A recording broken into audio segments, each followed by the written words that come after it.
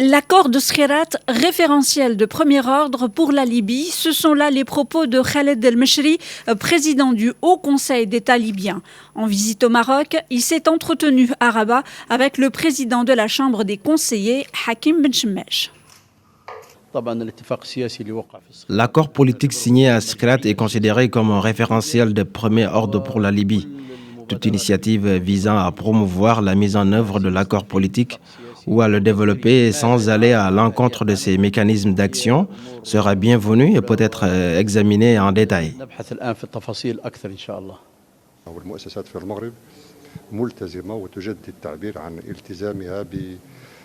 Les institutions marocaines réitèrent leur soutien et leur appui pour que la Libye retrouve son unité et sa stabilité. Nous sommes confiants en la capacité de nos frères libyens de surmonter les obstacles. ونحن نثق في قدرة أشقائنا الليبيين على تجاوز العقبات.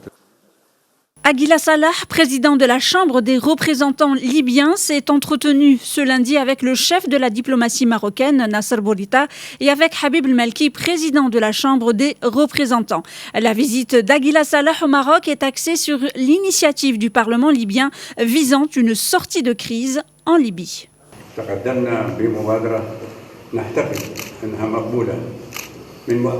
L'initiative que nous avons lancée accueille l'adhésion de la majorité des Libyens, mais aussi la communauté internationale et la mission des Nations Unies.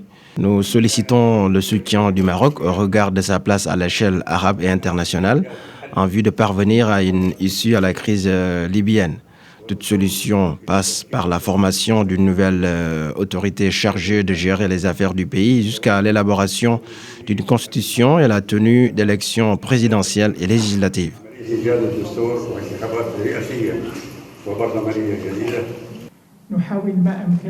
Nous suivons toutes les évolutions de la scène libyenne et aspirons à rapprocher autant que possible les visions et les points de vue de toutes les parties.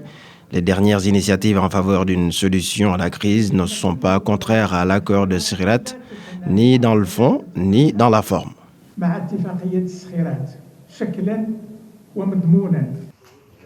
La visite des deux responsables libyens au Maroc s'inscrit dans la volonté des parties libyennes de redynamiser le rôle de médiation du royaume, ainsi que l'accord politique pour une sortie de crise dans ce pays maghrébin.